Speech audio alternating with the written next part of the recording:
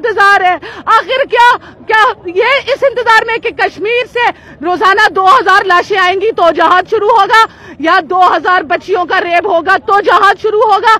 नहीं, मैं आपसे इल्तिजा करती हूँ, जितना हो चुका बहुत, ये नस्ल कशी होगी, खत्म हो गया।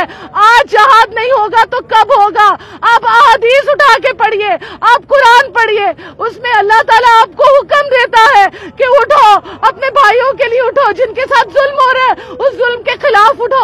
हम नहीं चाहते जंग करना, इस्लाम अमन का पैगाम देता है, लेकिन नबी सल्लल्लाहु अलैहि वसल्लम ने भी उस वक्त तलवार उठाई जब काफिरों ने हद कर दी। अब तो उससे भी बदतर हाल है। क्या आज भी हम ज़माने जाहिलियत में जी रहे हैं? क्या हमारे लिए कुरान ज़ाब्ता हयात नहीं? क्या हमारे लिए हदीस नक्शे कदम नहीं जिंदगी गुजारने का? प्लीज, बहुत हो चुका, कोई ना कोई हल निकाले। और UNOOIC ये कुछ नहीं है, ये हमारे फैसले नहीं कर सकते। हम क्या सोचते हैं यहूदो नसारा कश्मीर को आजाद करवाएंगे?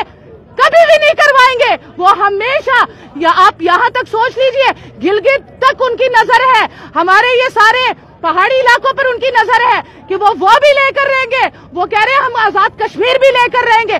आप लोग क्या इस चीज का इंतजार कर रहे हैं कि वो यहाँ पर आ जाए? क्या पाकिस्तान इस चीज का इंतजार कर रहे हैं कि जब पाकिस्तान पर बात आए तो जहाज शुरू हो? क्यों? कश्मीर हमारे भाई नहीं है, हमें जहाज शुरू करना है। और इनसे उम्मीदें हटा दें कि हमारा फैसला अमेरिका करेगा, हमारा फैसला फलां करेगा, हमारा फैसला फलां करेगा। हमारा फैसला हमारे मुजाहिदीन, हमारे भाई, हमारे हुक्मरान करेंगे।